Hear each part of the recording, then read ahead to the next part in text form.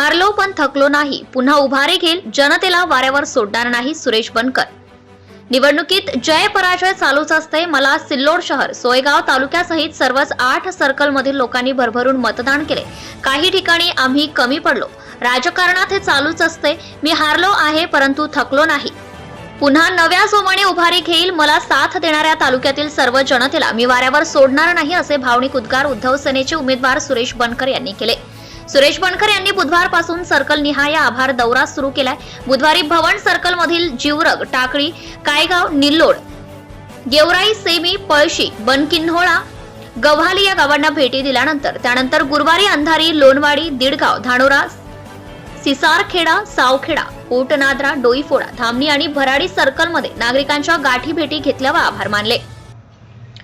सुरेश बनकर यांचा निसटता पराभव कार्यकर्त्यांना जिव्हारी लागलाय. सोशल मीडियावर तर प्रशासनाला भलतेच ट्रोल केले जात आहे. बुधवारी आभार दौऱ्यात तर जिवरग, टाकळी येथील एक वृद्ध मतदार सुरेश बनकर यांना भेटताच ढसाढसा रडला. तर निसटता पराभव झाल्याने अनेकांनी सुरेश बनकर यांची भेट घेत खंत व्यक्त केली आहे व आम्ही तुमच्या पाठीशी असल्याचा विश्वास नागरिक बनकर यांना देत आहेत. एक प्रकारे पराभूत झाल्यावर सुद्धा बनकर यांना सहानुभूती मिळताना दिसत आहे.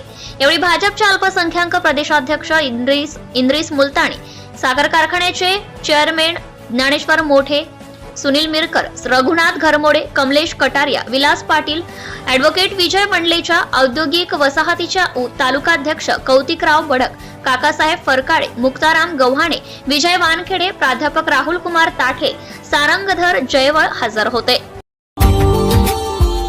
Subscribe now and press the bell icon. Never miss an update.